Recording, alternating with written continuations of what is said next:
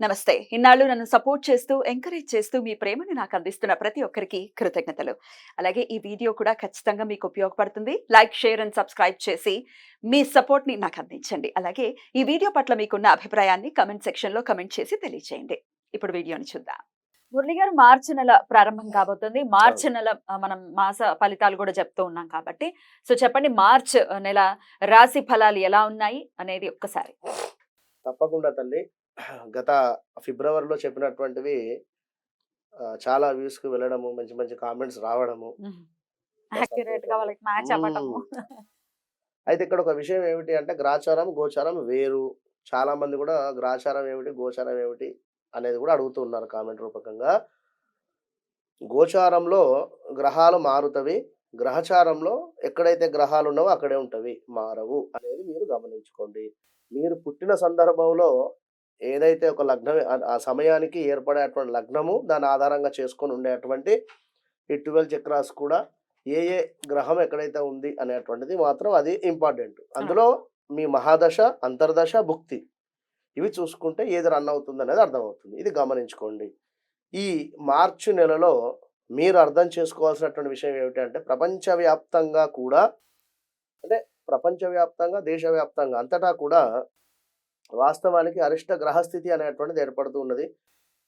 అప్పట్లో కరోనా వచ్చినటువంటి సిట్యుయేషన్‌గానే భావన చేసుకుందాము. కానీ కరోనా కాకుండా ఏవైనా కొత్త రకమైనటువంటి హెల్త్ ఇష్యూస్ రావడం గానీ, ఎవరికీ ఒంట్లో బాగుండకపోవడం గానీ, హ్మ్. లేదా చాలా మంది కూడా మంచి మంచి పొజిషన్‌లో ఉండేటువంటి వారికి హెల్త్ ప్రాబ్లమ్స్ రావడము, అదే విధంగా అనేక మంది వ్యక్తులు మరణించేటువంటి అవకాశాలు గోచరిస్తూ ఉన్నాయి. వివిధ రకాలైనటువంటి ప్రమాద సంఘటనలు అది అగ్ని సంబంధించింది కావచ్చును, భూకంపాలు కావచ్చును, అదే విధంగా వాటర్ రిలేటెడ్ గూడా కావచ్చు. మన దగ్గరనే మనం అంటే హైదరాబాద్‌లో ఉన్నాం. మన దగ్గరనే కాదు, దేశవ్యాప్తంగా చెప్పడం జరుగుతున్నది. విషాదకరమైనటువంటి సంఘటనలు కూడా జరిగేటువంటి పరిణామాలున్నాయి. ప్రతి ఒక్కరు కూడా ఈ యొక్క మార్చి నెలలో మీ యొక్క ఇష్టదైవాన్ని తప్పకుండా కూడా కొలుచుకుంటూ ముందుకు వెళ్ళాలి. ఆచితూచి అని చెప్పడం జరుగుతున్నది. రైట్. ఈ దేశానికి అంటే ఓవరాల్‌గా మీరొక ఔట్ ఆ! లుక్ లాగా అవును. అవును. చెప్పారనమాట. హ్మ్. హ్మ్. జపాన్‌లో? ఇప్పుడు జపాన్‌లో భూకంపం గావచ్చును, లేదా ఇంకా మరెక్కడో తుఫాన్ గావచ్చును. అంటే ఎక్కడైనా కూడా ఉక్రెయిన్‌లో మనకు యుద్ధం జరిగేటువంటి సందర్భం గాని, ఎప్పుడో 2021లో గాని, అంటే ఇంకా ఇలాంటివి చాలా ఉన్నాయి. యుద్ధ సంఘటనలు కూడా ఏదుంది. అది ఏదో మనము ఒక గన్ పెట్టి పేలవడం అనేటువంటిది కాదు. ఇప్పుడు రాజకీయాలలో కూడా యుద్ధపరమైనటువంటి మాటలు మాట్లాడుకున్నా కూడా ఇబ్బంది. ఇప్పుడు రాబోయే ఎలక్షన్స్ కావచ్చు, ఇంకేదైనా. ఎలక్షన్స్ కూడా రాబోతున్నాయి. ఆ మొత్తానికి ఏమిటంటే అరిష్ట గ్రహ కూటమి అనేటువంటిది ఏర్పడుతూ ఉన్నది కనుక బీ ఎట్లా కేర్‌ఫుల్. గ్రహస్థితి ఒకసారి చెప్పండి? రాహుకేతువులకు సంబంధించి ఒక గురువుగారు ఒక్కడే బయట ఉండడం జరిగింది. అదే విధంగా సూర్యుడు, శని కలవడం కావచ్చును, లేదా ఈ యొక్క గురువును శని భగవానుడు చూడడం కావచ్చును. కంప్లీట్‌గా కూడా రాహుకేతు మధ్యలో అన్ని గ్రహాలు బందీ అయిపోయి ఉండడం కావచ్చును. ఇట్లా అటు బుధ, శుక్ర, కుజ వీళ్ళందరూ కూడా కలిసి ఇవన్నీ కూడా రాహుకేతు మధ్యలోనే ఉన్నారు. మధ్యలో. అదంతా ఖాళీ ఉంది. యాహ్! విన్నారా? యాహ్! రైట్. గ్రహస్థితి అయితే ఎలా ఉంది? మరి ఈ నెల రోజుల పాటు అంటే మార్చ్ ఎప్పటి నుంచి ఎప్పటి వరకు చూసుకోమంటారు? ఇప్పుడు మీరు చెప్పేటటువంటి ఫలితాలు మార్చి నెల మొత్తము కూడా మొత్తం. జాగ్రత్తగా ఉండండి. హ్మ్. అసలు డీటెయిల్‌గా మనం చూసుకుంటే ఏ రాశి వాళ్ళకి ఎలా ఉంది? వాళ్ళు చేసుకోవాల్సినటువంటి పరిహారాలు, తీసుకోవాల్సినటువంటి జాగ్రత్తలు ఇప్పుడు తెలుసుకుందాం. మురళి గారు, అమ్మ. మరి కర్కాటక రాశి వారికి ఎలా ఉండబోతోందండి మార్చ్ మాసం? తప్పకుండా కర్కాటక రాశి వారికి అష్టమ శని మూలకంగా చాలా కష్టాలు పడుతూ ఉన్నారు.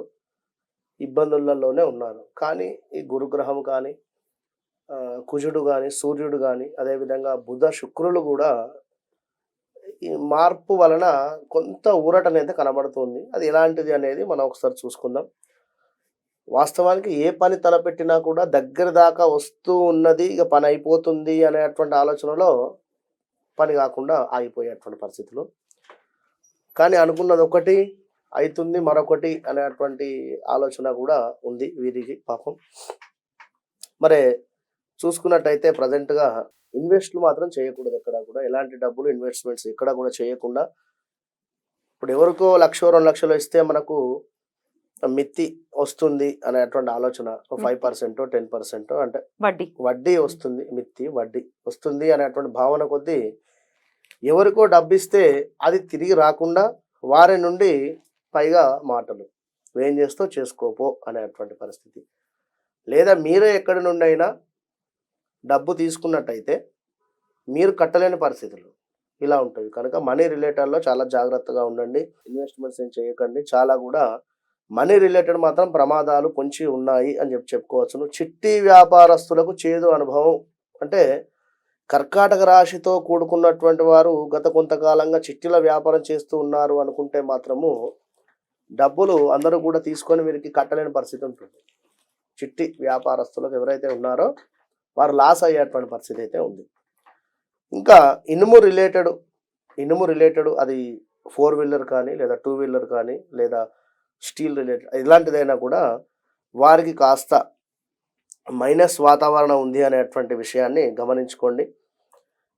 ఇంకా జాబ్ రిలేటెడ్ మార్పులు చేర్పులు ఆల్రెడీ జరుగుతూ ఉన్నాయి. జాబుల కోసం ప్రయత్నాల్లో ఉన్నారు, తప్పకుండా వస్తుంది మీకు, డోంట్ వరీ. ఇక్కడ జాబుకు ప్రయత్నం చేసేటువంటి వారికి జాబ్ దొరకడము, లేదా గత కొంతకాలంగా జాబ్ మానేయాలి, ఇక్కడ స్ట్రెస్ ఎక్కువ అవుతుంది లేదా పని ఎక్కువగా అవుతుంది, వారు ఇచ్చేది మాకు 10,000 కానీ 20,000 రూపాయల పని చేయించుకుంటున్నారు అనేటువంటి ఆలోచన భావంతో ఉండేటువంటి వారు కూడా జాబ్ మానేసేటువంటి పరిస్థితి ఉంది.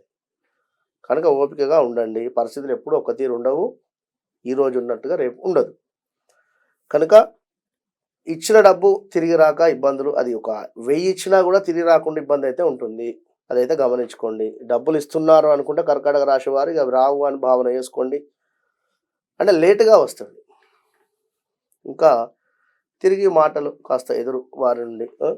ఆర్థికంగా ఆల్రెడీ చెప్పి ఉన్నాం. అదేవిధంగా ఇప్పుడు మానసికంగా కూడా ఇబ్బంది, దీంతో పాటుగా శారీరకంగా కూడా ఇబ్బంది పడేటువంటి పరిస్థితి ఉంటుంది. ప్రమాదాలు ఎలాంటిదైనా కూడా జరిగేటువంటి పరిస్థితి ఉంది. బైక్ మీద వెళ్ళేటువంటి వారు కాస్త జాగ్రత్తగా ఉండండి. Car also విన్నరా.